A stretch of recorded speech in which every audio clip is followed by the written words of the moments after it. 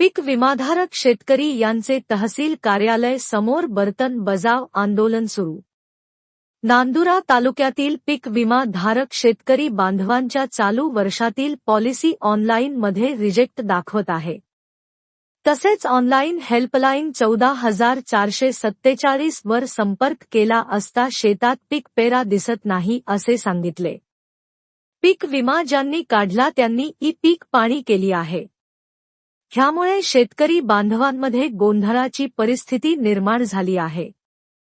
याची शासनाने सखोल चौकशी करून रिजेक्ट झालेल्या पॉलिसी पुन्हा अप्रूव्ह करून सरसकट पीक विमाधारकांना शेतकरी यांना 100% पीक विमा द्यावा असेही त्यांनी यावेळी सांगितले। जोपर्यंत पॉलिसी अप्रूव्ह होत नाही तोपर्यंत तहसील कार्यालयासमोर बेमुदत बर्तन बजाव व मुक्काम आंदोलन सुरूच राहील असेही त्यांनी सांगितले। या बर्तन बजाव आंदोलनात तालुक्यातील मोठ्या प्रमाणावर शेतकरी सहभागी झाले आहेत।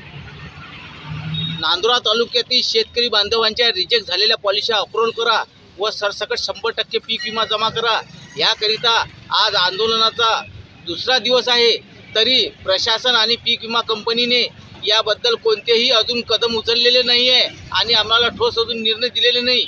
जोपर्यंत आम्हाला ठोस निर्णय मिळत नाही तोपर्यंत आमचं हे बेमुदत बर्तन बजाव मुक्काम आमचं इथं हे तहसील कार्यालयावरती सुरूच राहील अशी आमची शेतकरी ग्रुपच्या वतीने व समस्त शेतकरी बांधवांच्या वतीने ग्वाही देत आहे आणि पीक विमा कंपनीला इशारा पण देत आहे। जय जवान जय किसान।